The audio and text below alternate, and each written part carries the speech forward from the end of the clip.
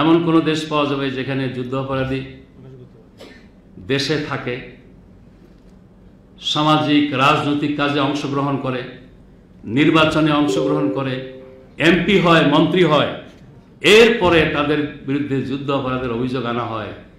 এমনটা কি যুক্তিতে টেকার মতো কোনো ঘটনা? জামাত ইসলামী কোন অবস্থায়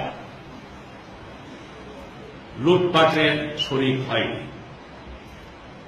ধর্ষণের প্রশ্ন ওঠে না, হত্যা, অগ্নিসংযোগের মতো কোন ঘটনার সাথে জামাত ইসলামীকে ৭২ থেকে ৭৫ প্রতিষ্ঠিত আওয়ামী লীগ সরকার যদি একটি প্রমাণও পেত তাহলে মামলা না করে থাকত না।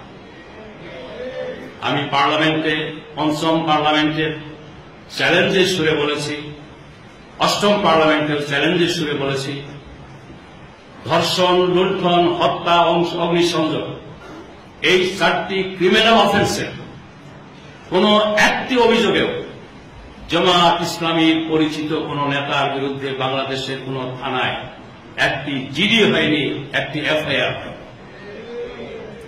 ৩৯ বছর পরে যদি কিছু ব্যক্তিকে চিহ্নিত করে তাদের বিরুদ্ধে মামলা তৈরি করা হয়, সেই মামলা হবে সাজানো মামলা।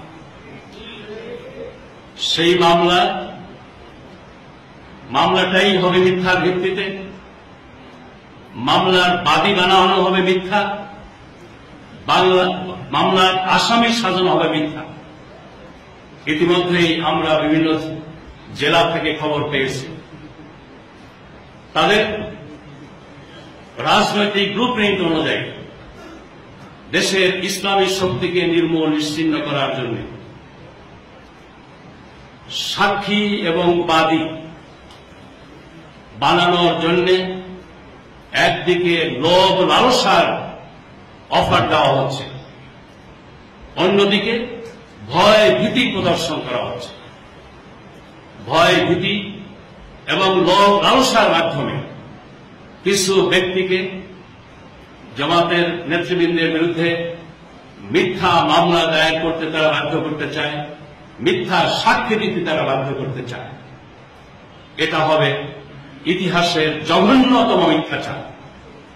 আর মানবতা বিরোধী অপরাধের বিচারের নামে মূলত এটা হবে মানবতার বিরুদ্ধে সবচেয়ে জঘন্য অপরাধ।